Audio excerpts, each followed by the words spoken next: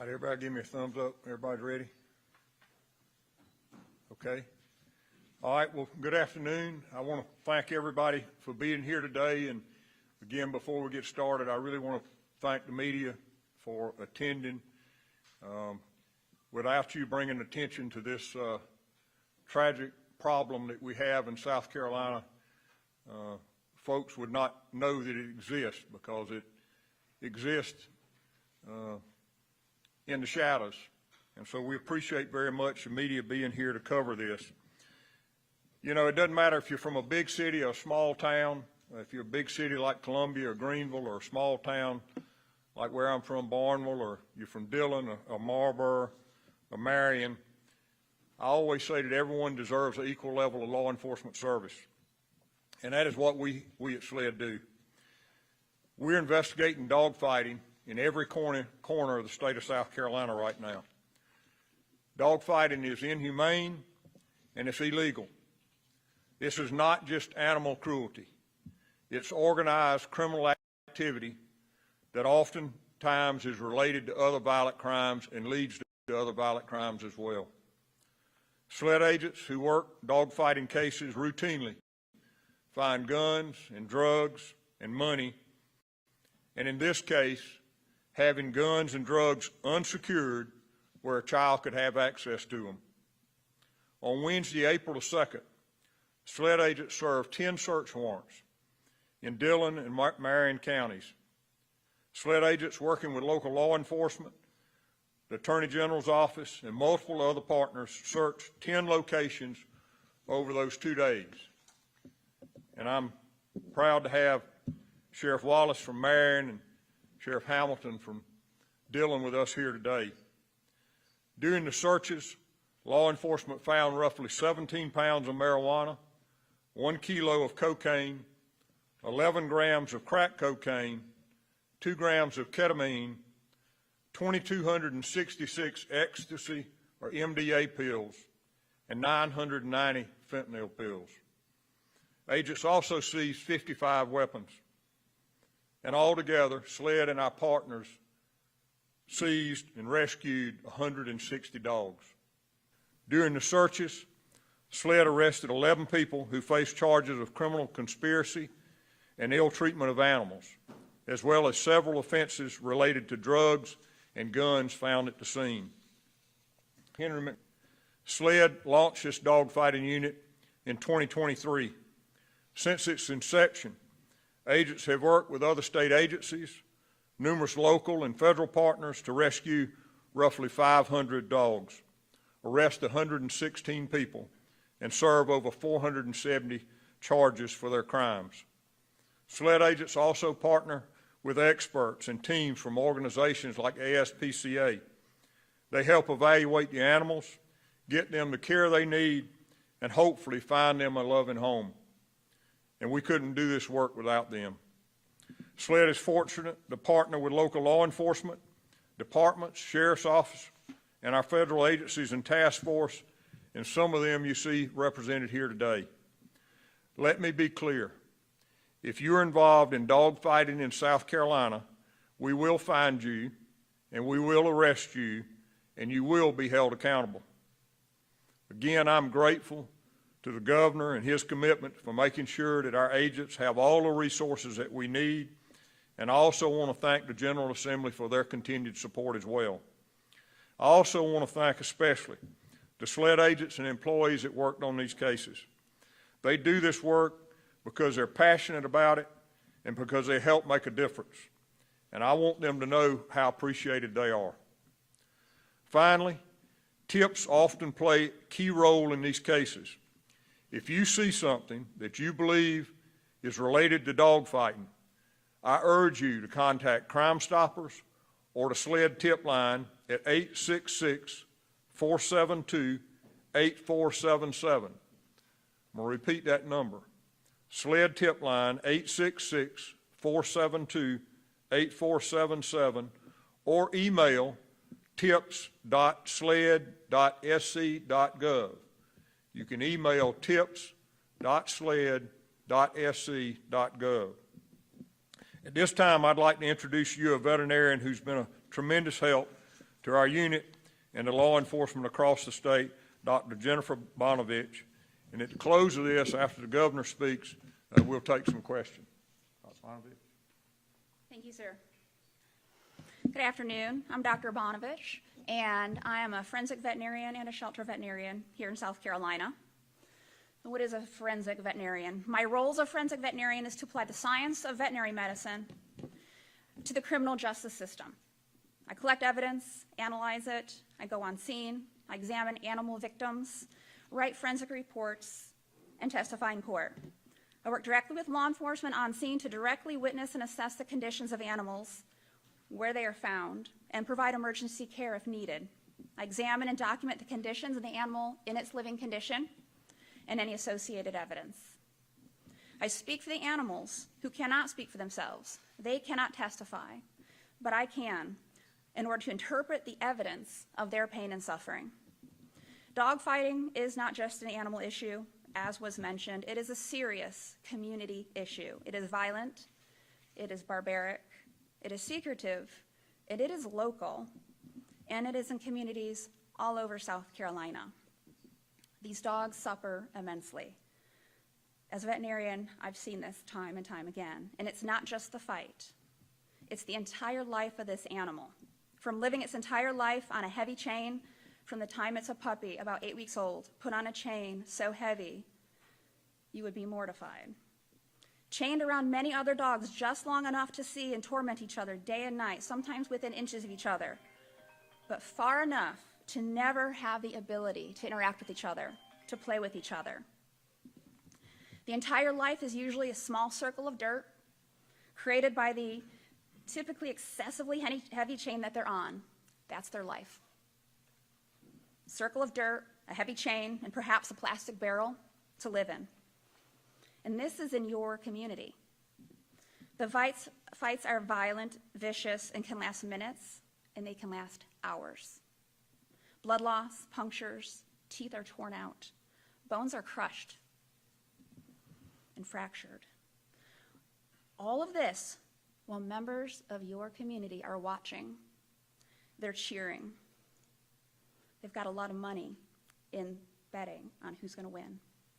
They accept and praise the violence of this blood sport as these dogs violently fight. These are people from our communities. People even bring children to these fights. And what message is this sending to the youth in South Carolina? The frightened dog who just lost that fight may have been the one chained up in your neighbor's yard where they had a dozen other dogs, but suddenly goes missing and doesn't come back. And that might have been the loser. Maybe that dog was the winner and he comes back with a crushed front leg and oozing wounds put right back on the chain in his dirt circle. Dogfighting perpetuates and normalizes violence, drugs, criminal activity within our own community, and it perpetuates animal neglect. It perpetuates this through generations of families. Fathers bring their sons, grandfathers bring their grandsons, and it perpetuates this through our communities. We all have a role in ending this. As a veterinarian, I am here to uphold my veterinary oath to protect animal welfare and health. And as a forensic veterinarian, I am here to be their voice in the legal system. These animals deserve better. There are fates worse than death, and that's living this life. Our communities deserve better. Speak up and report it, because silence enables cruelty and violence in your community. I do not want this in my community, and you should not want it in yours. So if you do not report it, then you support it. Please report it. Thank you. I'm going to go ahead and pass over to the Chief Executive Officer of the ASPCA, Mr. Matt Burshadker. Thank you, Dr. B. Thank you, Governor McMaster, Chief Keel, for your deep commitment to this important work. Thank you to the SLED officers, investigators, and the dedicated professionals who responded to this case. Coordinating the investigation and the seizure of 160 dogs across 10 properties is an enormous task.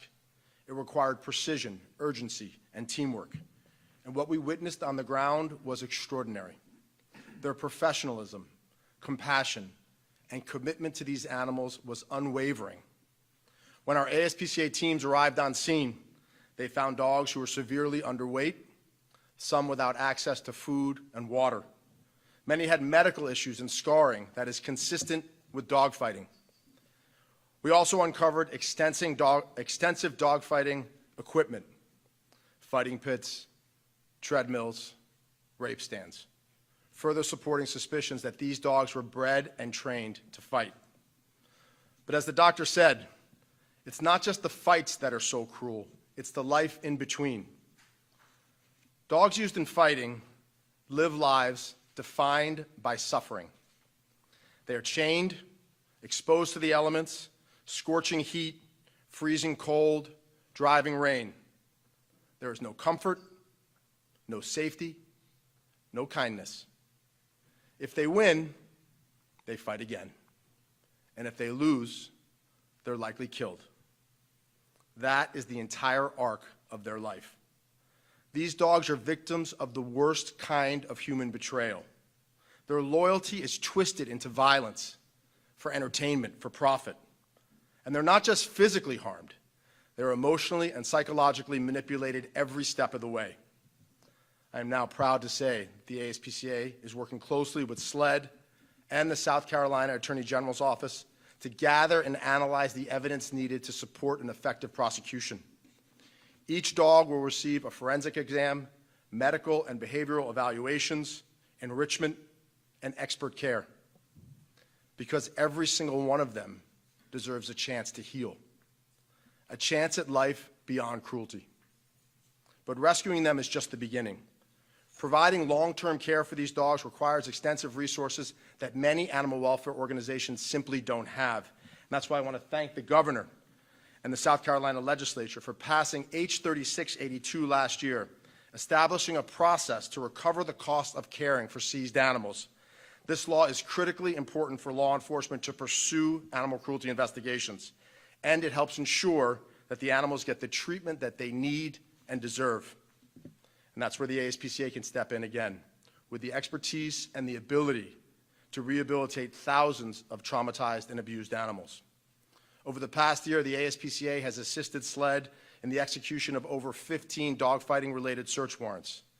This growing partnership has built trust and has allowed us to respond quickly to animals in need. While we often talk about the individual cases, it's vital to understand the bigger picture. Since 2010, the ASPCA has assisted in more than 300 dogfighting cases, helping nearly 6,000 canine victims.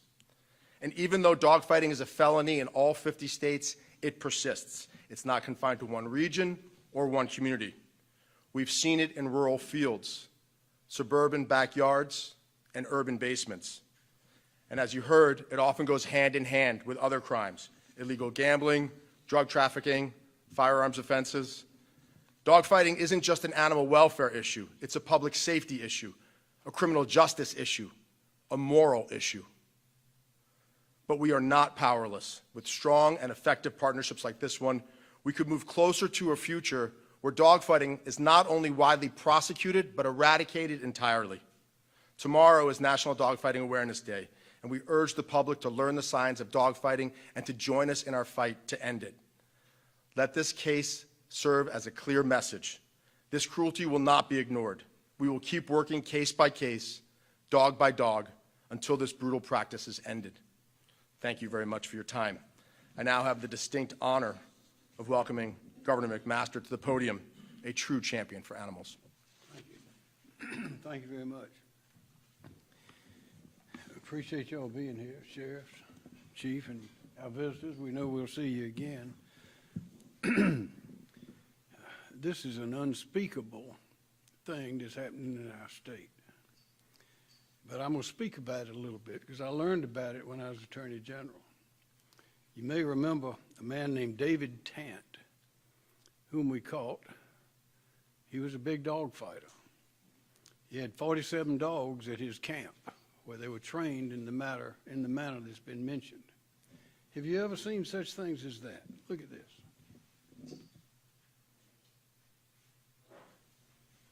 This would be put around a dog's neck. It can expand as he or she gets bigger. Why would somebody put this around a dog's neck? So as they grow, they've got to carry this around, and that gets them stronger and stronger and stronger. Pit bulls are the favorite because they're strong animals. And unless they are taught to be mean, they'll be just like every other dog. But these men, typically men, who breed these animals and put this kind of collar on them, or have them drag a chain like this.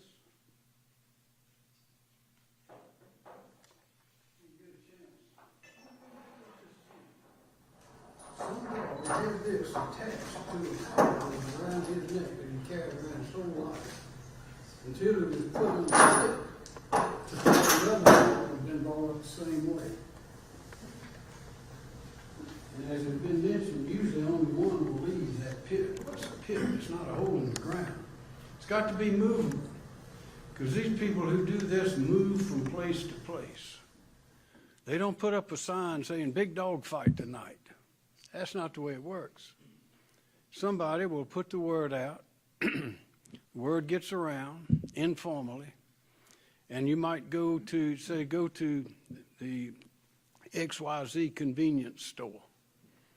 And you go to that one and they say, you go to this other place, and they will tell you another. And finally, you go to several places until somebody tells you where the fight's going to be that night, typically. It's not advertised. So what do you see when you go there? You see these dogs that have been raised, as has been described, and treated like that, and made into mean animals, strong and ready to fight. And when they get into that pit, usually one only gets out. Sometimes they both get out. But they are trained in that to fight in that pit. Now the pit is typically a rug that's put on the ground, a carpet, and you have 4x8 plywood that's cut in half, so it's 4x8. And that is, maybe cut it down to make it a little lower, but that's the ring in which these dogs are placed. And they hold them at each side, then they turn them loose, and boy, they go at it. And this is not like a dog fight. You saw a dog walking down the street with his owner, and another dog came out and yipped, and they started growling. It's not that, it ain't that. It is nothing like that. It is vicious. These pit bulls, they're trained to bite, to rip, cut, and they will grab hold. If the top dog gets the other one down, it'll make you cry. I've seen the videos. It'll make you cry. It'll make you mad. We had a case in 2004 when I was Attorney General, a man named David Tant, as I mentioned.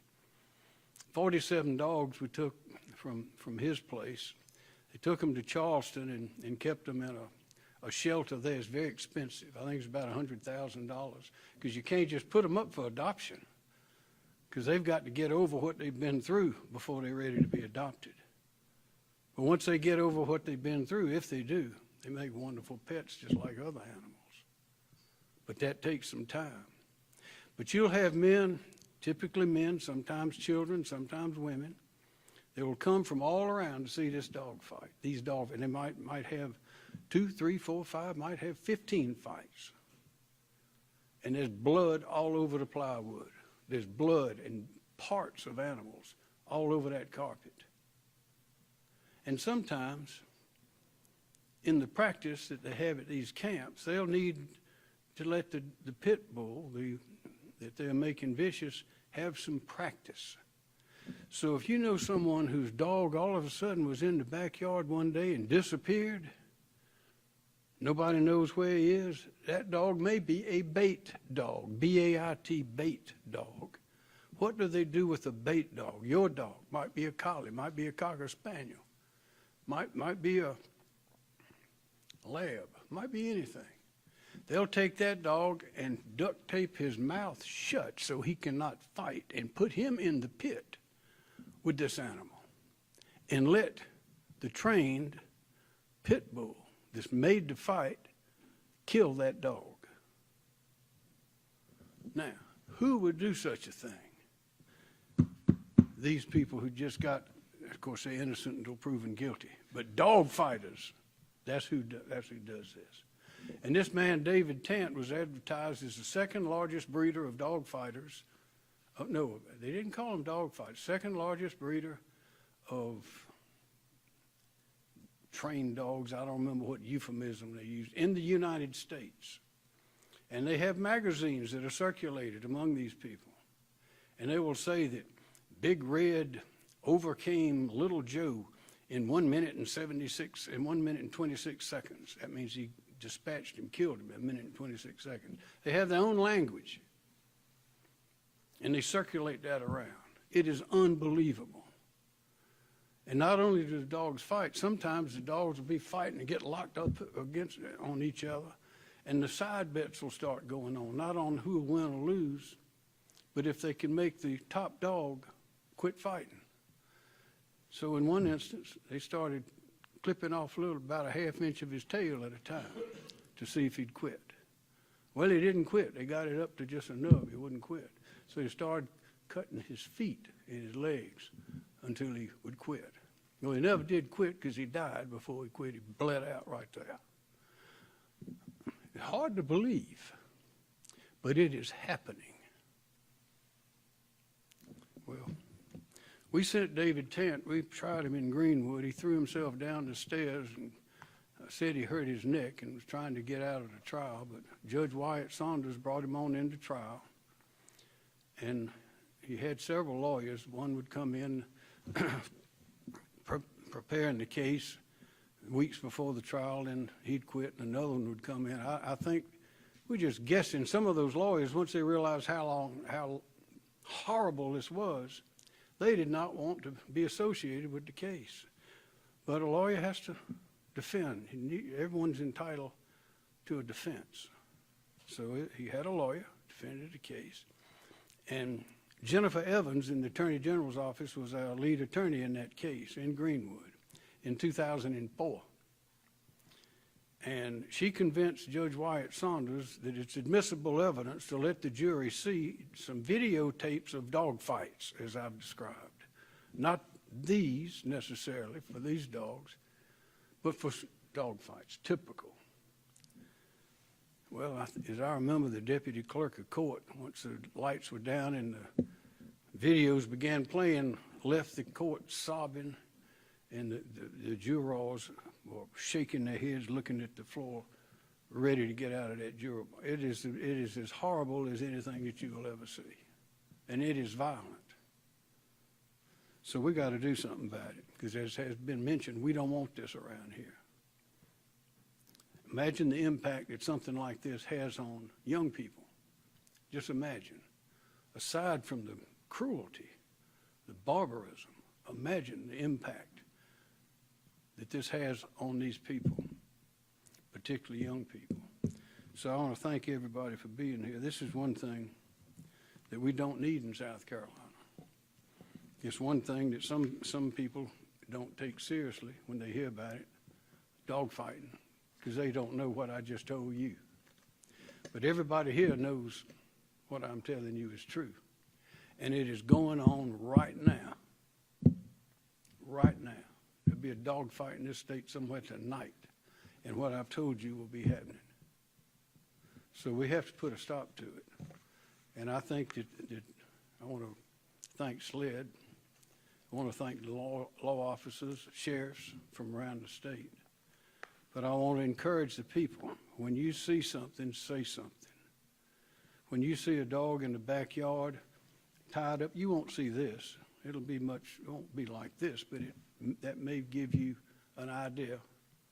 Call somebody, tell somebody about it.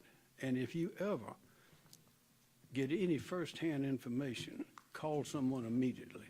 Call law officers immediately. Because we don't want this in our state. Thank you.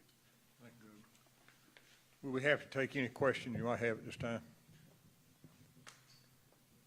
Chief, just for clarification, was this all one ring?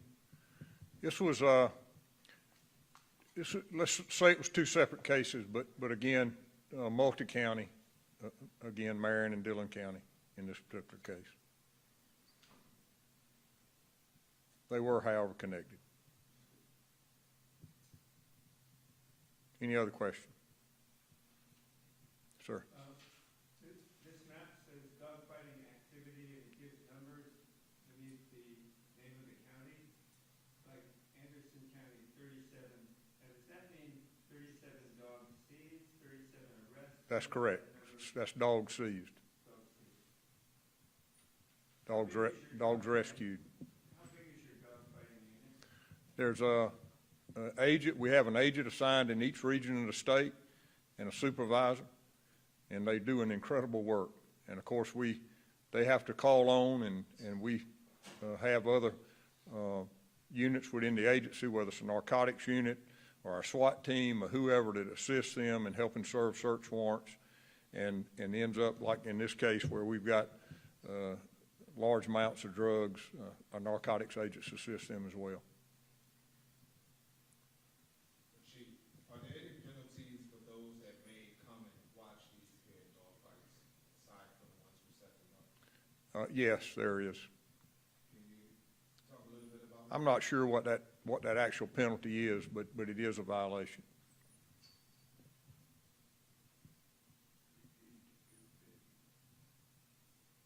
Do these people normally go to trial if you arrest for dogfighting, or is it plead guilty?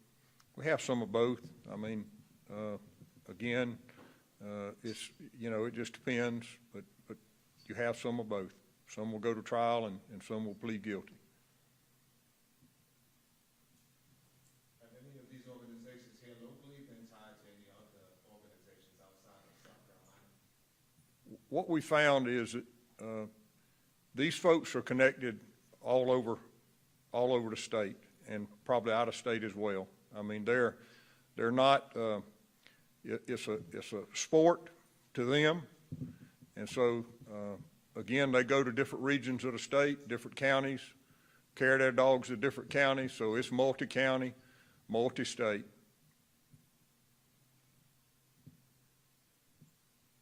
Any other question? How long were these cases under investigation before the warrants were executed? What is that? How long were these cases under investigation before the warrants were executed? I can't tell you the exact amount of time, but it was some amount of time. Again, this is just, these cases that we're investigating, it is just very hard-nosed, committed investigators that are investigating these cases, and they're using every tool that they can to investigate these cases and bring these people to justice. What's the maximum penalty you can get for dogfighting? I'm not sure what that is, right off the top of my head. 5 years.